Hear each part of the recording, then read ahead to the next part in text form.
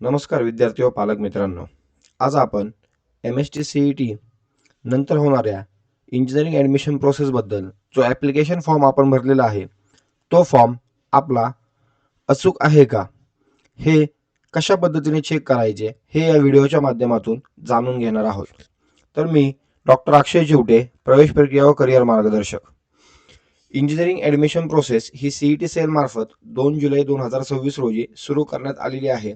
त्याचबरोबर 16 जुलै 2026 ही त्याची शेवटची दिनांक आहे. तर या व्हिडिओच्या माध्यमातून आपण भरलेला ॲप्लिकेशन फॉर्म हा अचूक आहे का हे आपण जाणून घेणार आहोत. तर सगळ्यात पहिली गोष्ट आहे की या ठिकाणी जर आपण बघितलं तर या ॲप्लिकेशन फॉर्ममध्ये सगळ्यात वरती दिलेला आहे तो म्हणजे आपला ॲप्लिकेशन ID. तर हा ॲप्लिकेशन ID जो असतो तो एक युनिक ॲप्लिकेशन ID असतो. तो CET सेल मार्फत at the time of registration random त्या ठिकाणी आपल्याला मिळतो. त्यानंतर या फॉर्मवरती दुसरी गोष्ट आहे ती म्हणजे व्हर्जन नंबर. व्हर्जन नंबर याचा अर्थ असा असतो की आपला भरलेला फॉर्म किती वेळा एडिट झालेला आहे आपलं व्हेरिफिकेशन होण्याच्या अगोदर. म्हणजेच मी एखाद्या विद्यार्थ्याचा फॉर्म भरला आणि फॉर्म भरल्यानंतर माझ्या लक्षात असं आलं की आपल्याकडून त्या विद्यार्थ्याचं जन्मतारीख ही चुकीची गेलेली आहे. तर सुरुवातीला जो भरलेला फॉर्म असतो त्याचा व्हर्जन नंबर 1 असतो. मी परत तो फॉर्म एडिट करतो आणि जन्मतारीख करेक्ट करतो, मग त्याचा व्हर्जन फॉर्म नंबर 2 होतो. तर व्हर्जन नंबर याचा पुढच्या ॲडमिशन प्रक्रियेमध्ये काहीही संबंध नसतो. त्यामुळे प्रत्येक विद्यार्थ्यांचा व्हर्जन नंबर हा वेगळा वेगळा असू शकतो फॉर्मचा. तर कोणीही त्या ठिकाणी व्हर्जन नंबरच्या बाबतीत काळजी करण्याची गरज नाही. भरपूर विद्यार्थी व पालक या संदर्भात प्रश्नचिन्ह निर्माण करतात की सर, माझ्या विद्यार्थ्याचा व्हर्जन नंबर 2 आहे, पण माझ्या विद्यार्थ्याच्या मित्राचा मैत्रिणीचा व्हर्जन नंबर 1 आहे, 5 आहे, 10 आहे. तर व्हर्जन नंबर म्हणजे आपला फॉर्म भरतेवेळी जितके वेळा भरणाऱ्या व्यक्तीकडून तो फॉर्म एडिटवरती क्लिक होईल आणि परत सबमिटवरती क्लिक होईल तसं तसं व्हर्जन नंबर हा वाढत जातो. तर काळजी करण्याचं काही कारण नाही. व्हर्जन नंबर म्हणजे आपला फॉर्म भरतेवेळी जितके वेळा एडिट झाला तसा व्हर्जन नंबर हा बदलत जातो. त्यामुळे काळजी करण्याचं काहीही कारण नाही. दुसरी गोष्ट आहे ती म्हणजे बुक्ड स्लॉट. म्हणजेच आपलं व्हेरिफिकेशन जे आहे, 2 प्रकारचं व्हेरिफिकेशन असतं. एक असतं फिजिकल व्हेरिफिकेशन, दुसरं असतं ई स्क्रुनिटी.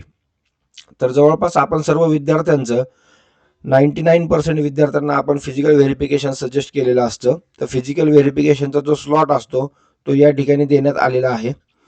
त्यानंतर आहे SC name and address. SC stand for scrutiny centre. Name म्हणजे त्या कॉलेजचं नाव आणि ॲड्रेस.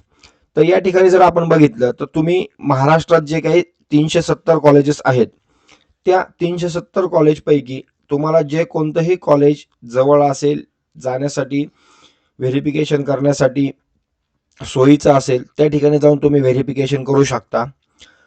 तुमच्या ॲडमिशन प्रोसेसमध्ये आणि SC म्हणजेच स्क्रुनिटी सेंटरला जे तुम्ही व्हेरिफिकेशन करता त्याचा आणि ॲडमिशनचा काहीही संबंध नसतो. शासनाच्या नियमानुसार CET सेलच्या ॲडमिशन प्रोसेसच्या नियमानुसार तुम्हाला जवळच्या कुठल्याही स्क्रुनिटी सेंटरवरती जाऊन त्या ठिकाणी व्हेरिफिकेशन करायचं असतं. तर हा जो फॉर्म आहे माझ्याकडे त्या विद्यार्थ्याने Dhole Patil education society, Dhole Patil college of engineering Wagholi या ठिकाणी जाऊन त्या ठिकाणी व्हेरिफिकेशन केलेलं आहे. तसंच आपणही आपल्या जवळच्या कोणत्याही कॉलेजमध्ये जाऊन त्या ठिकाणी व्हेरिफिकेशन करू शकता. परत एकदा मी रिपीट करतो की आपण व्हेरिफिकेशन हे CET सेल मार्फत जे काही 370 कॉलेजेस महाराष्ट्रामध्ये आहेत इंजिनिअरिंगचे, त्यापैकी तुमच्या सोयीनुसार तुम्ही कोणत्याही कॉलेजमध्ये जाऊन व्हेरिफिकेशन करू शकता. व्हेरिफिकेशन सेंटर म्हणजेच SC कॉलेज म्हणजे स्क्रुनिटी सेंटरचा आणि तुमच्या ॲडमिशनचा काही संबंध नसतो. भरपूर विद्यार्थी व पालकांचे मला असे मेसेजेस येतात की सर, या ठिकाणी या कॉलेजचं नाव आलेलं आहे, मग आमचं ॲडमिशन त्याच ठिकाणी होणार का? तर तसं नसतं. तुमच्या मार्कांनुसार तुमचं ॲडमिशन होणार. फक्त आपल्याला व्हेरिफिकेशन ही प्रक्रियेतून जाण्यासाठी फॉर्मवरती आपलं त्या कॉलेजचं नाव त्या ठिकाणी येतं. त्यानंतर पुढची आणि पहिली महत्त्वाची, आता ह्याच्यात जो पहिला कॉलम आहे तो आहे पर्सनल डिटेल्स. पर्सनल डिटेल्समध्ये जर आपण बघितलं तर कॅन्डिडेट्स फुल नेम. तर कॅन्डिडेट्स फुल नेममध्ये हे जे नाव आहे हे नाव ॲज इट इज 12वीच्या मार्कशीटवर ज्या पद्धतीने आहे त्याच पद्धतीने या ठिकाणी असणं गरजेचं आहे. त्याच्यामध्ये कुठल्याही प्रकारचा स्पेलिंग मिस्टेक नसायला पाहिजे. त्याचबरोबर जे इनिशियलचा क्रम आहे म्हणजे सुरुवातीला फर्स्ट नेम, नंतर मिडल नेम आणि नंतर सरनेम, तर अशा पद्धतीनेच या ठिकाणी 12वीच्या मार्कशीटवरती नाव पाहिजे. जे तुमच्या ॲप्लिकेशन फॉर्मवरती आहे. ॲप्लिकेशन फॉर्मवरती कॅन्डिडेट्स फुल नेम हे कुठून घ्यायचं, हा प्रश्न खूप पालकांना व विद्यार्थ्यांना उपस्थित होतो. तर कॅन्डिडेट्स फुल नेम हे विद्यार्थ्याचं जे 12वीचं मार्कशीट आहे सेम तिथं ज्या पद्धतीने आहे नाव त्याच पद्धतीने नाव या ठिकाणी असणं गरजेचं आहे. दुसरा त्या ठिकाणी फील्ड आहे ती म्हणजे फादर्स नेम. तिसरी फील्ड आहे mother's name, same as it is 12च्या मार्कशीटून आपल्याला त्या ठिकाणी मेन्शन करायचं आहे. चौथी फील्ड आहे जेंडर. पाचवी फील्ड आहे डेट ऑफ बर्थ. तर डेट ऑफ बर्थ ही आपली जी आहे ती आपल्या लिव्हिंग सर्टिफिकेट त्याचबरोबर नॅशनॅलिटी आणि डोमासाईल या दोन्हीही सर्टिफिकेटवरती आपली डेट ऑफ बर्थ असते. तर या दोन्ही सर्टिफिकेटवरची डेट ऑफ बर्थ आणि आपल्या ॲप्लिकेशन फॉर्मवरची डेट ऑफ बर्थ ही मॅच होणं खूप गरजेचं आहे. त्यानंतर आहे कॅन्डिडेट टाईप, म्हणजेच आपण कुठल्या टाईपमध्ये मोडतो. तर ज्या विद्यार्थ्यांचं 10वी-12वीचं शिक्षण हे महाराष्ट्रामधून झालेलं आहे, त्याचबरोबर ज्या विद्यार्थ्यांचं डोमासाईल हा महाराष्ट्राचा आहे ते सर्व विद्यार्थी महाराष्ट्र टाईप ए मध्ये मोडतात. त्याचबरोबर ज्या विद्यार्थ्यांचं 10वीचं शिक्षण महाराष्ट्रात झालंय पण 12वीचं शिक्षण इतर राज्यातून झालंय, त्यांच्याकडे महाराष्ट्राचा डोमासाईल आहे, ते विद्यार्थी टाईप बी मध्ये मोडतात.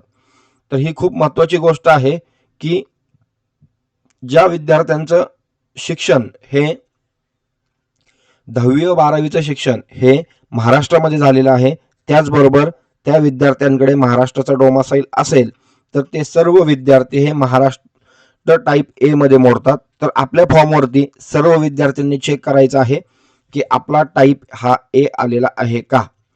त्याच्यानंतर आहे होम युनिव्हर्सिटी. होम युनिव्हर्सिटी म्हणजे काय, हा खूप विद्यार्थ्यांच्या मनातला प्रश्न असतो.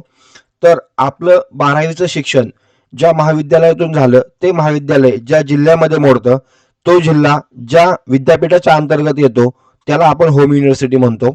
जसं की फॉर एक्झाम्पल या विद्यार्थ्याचं जे 12वीचं शिक्षण आहे या ठिकाणी खाली मेन्शन केलेलं आहे district from which candidate has pass HSC diploma in engineering and technology, तर त्या ठिकाणी पुणे आलेलं आहे. त्यामुळे या ठिकाणी जे होम युनिव्हर्सिटी आहे ते सावित्रीबाई फुले पुणे विद्यापीठ आलेलं आहे.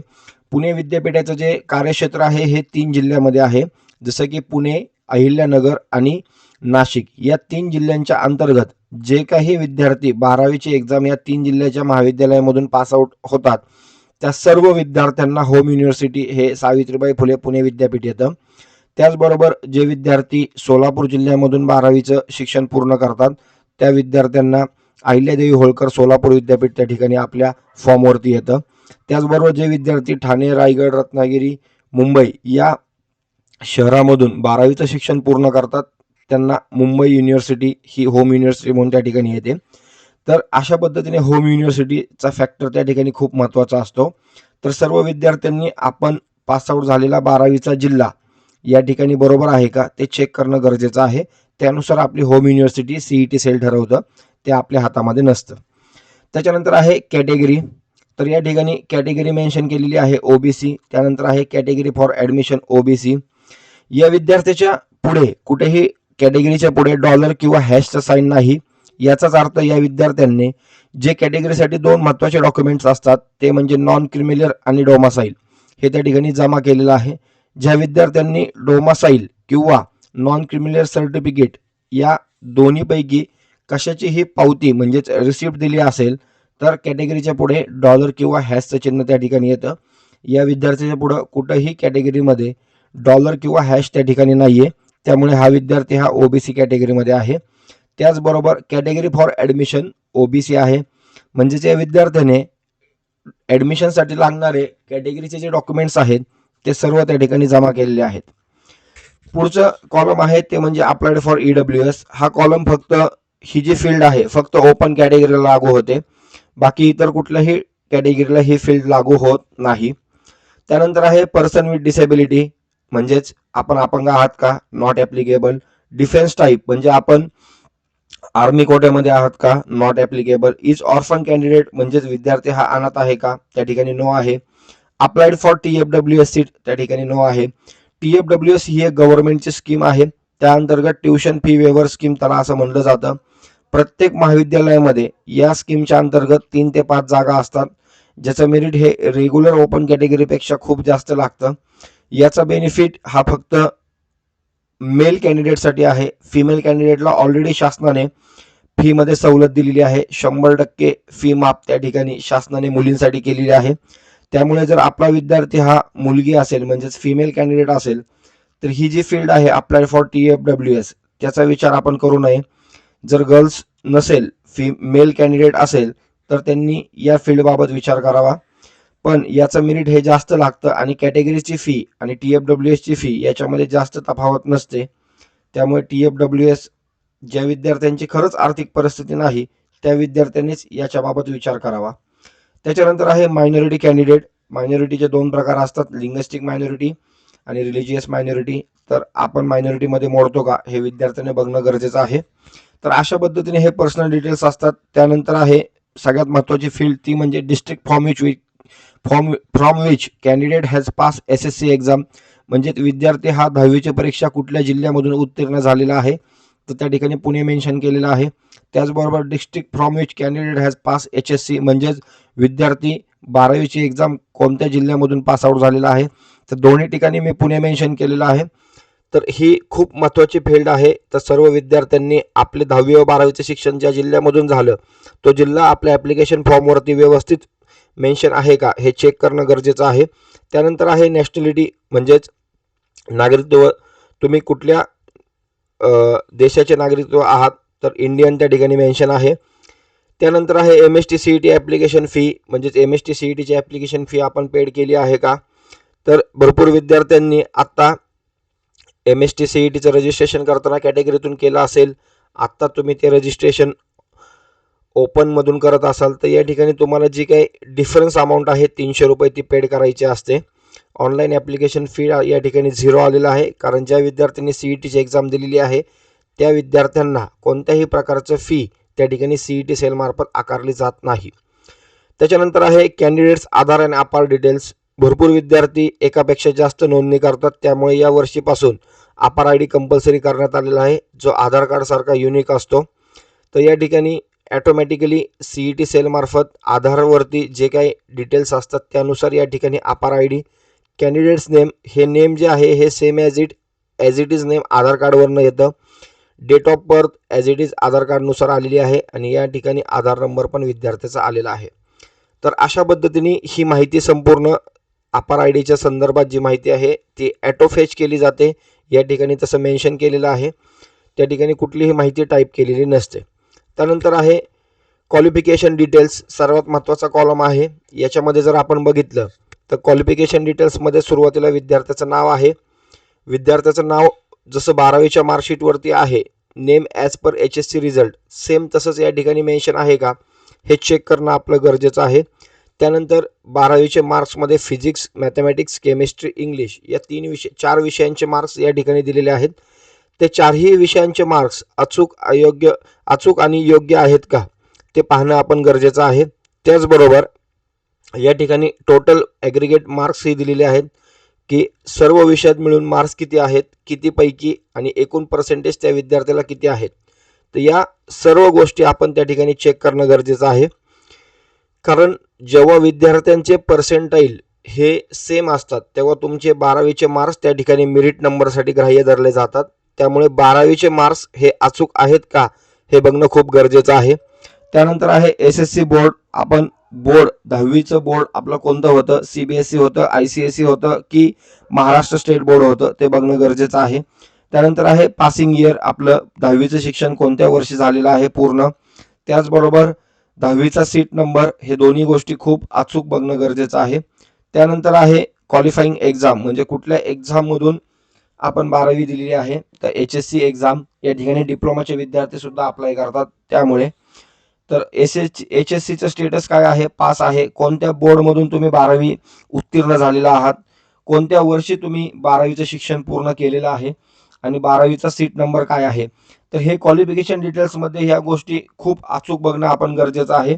कारण या माहितीच्या आधारात मेरिट लिस्ट ही त्या ठिकाणी CET सेलमार्फत जाहीर केली जाते. त्यानंतर सगळ्यात महत्त्वाचं आहे ती म्हणजे आपले MST CET PCMचे डिटेल्स.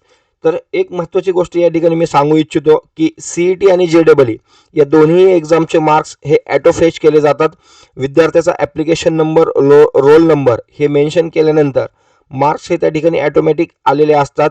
त्यामुळे या ठिकाणी चूक घडू शकत नाही, तरी सर्व विद्यार्थी व पालकांनी आपले PCMचे एकूण मार्क आणि JEE मधील टोटल या ठिकाणी बघणं गरजेचं आहे. PCMचे एकूण मार्क्स किती आहेत, JEEचे एकूण मार्क्स किती आहेत, त्याचबरोबर JEE मेन्सवरती असलेलं नाव, CETच्या मार्कशीटवर असलेलं नाव हे सेम आहे का ते बघणं गरजेचं आहे.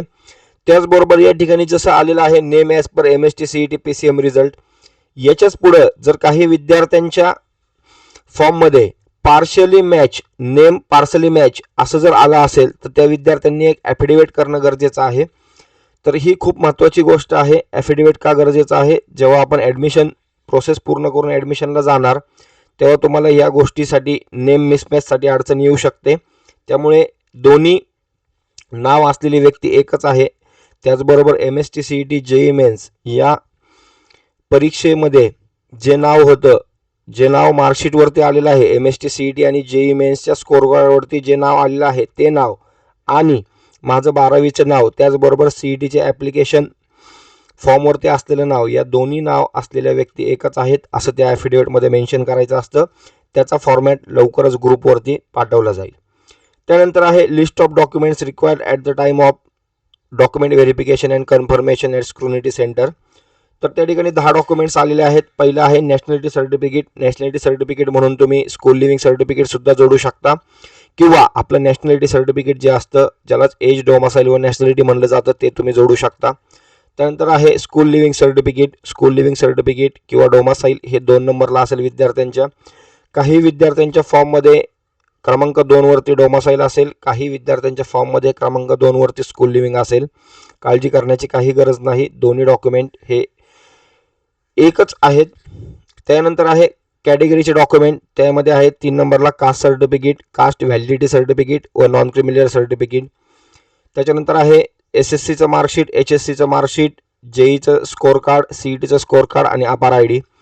तर सर्व विद्यार्थ्यांचं व्हेरिफिकेशन हे झालं असेल तर व्हेरिफिकेशनमध्ये तुम्हाला सुरुवातीला एक फॉर्म दिलेला असेल, त्या फॉर्ममध्ये ही माहिती असेल.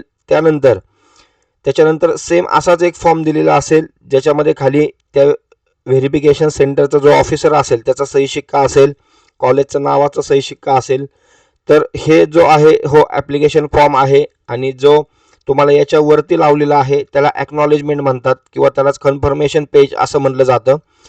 तर सर्व विद्यार्थ्यांचं व्हेरिफिकेशन त्या ठिकाणी पूर्ण झालं असेल आणि सर्व विद्यार्थ्यांना एक CET सेलमार्फत व्हॉट्सअप, ईमेल व टेक्स्ट मेसेजद्वारे मेसेज आला असेल की your application form is confirm by, आणि त्या स्क्रुनिटी सेंटरचं नाव असेल, जसं की या ठिकाणी हा स्क्रुनिटी सेंटरचं नाव आहे SC 6307.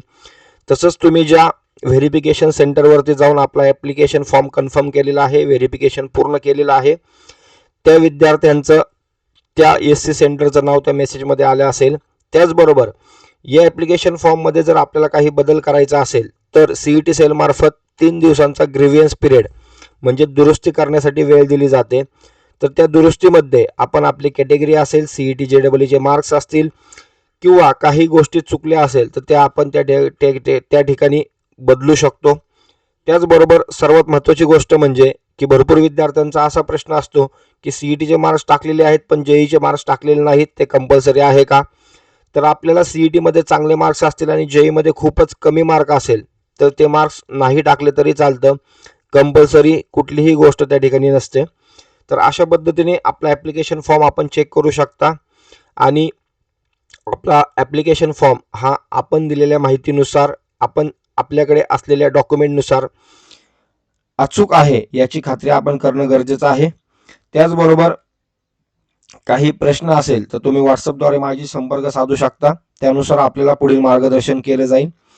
असेच माहितीसाठी आपण संपूर्ण मार्गदर्शन, संपूर्ण इंजिनिअरिंग ॲडमिशन प्रोसेसचं मार्गदर्शन आपल्या ॲडमिशन गेटवेच्या यूट्यूब चॅनलच्या माध्यमातून करणार आहे. तरी सर्व पालक व विद्यार्थ्यांनी आपल्या ॲडमिशन गेटवेच्या यूट्यूब चॅनलला सबस्क्राईब करा व अशीच नवनवीन माहिती आपल्यापर्यंत पोहोचवण्यासाठी आम्ही त्या चॅनलच्या माध्यमातून सक्रिय राहू. धन्यवाद.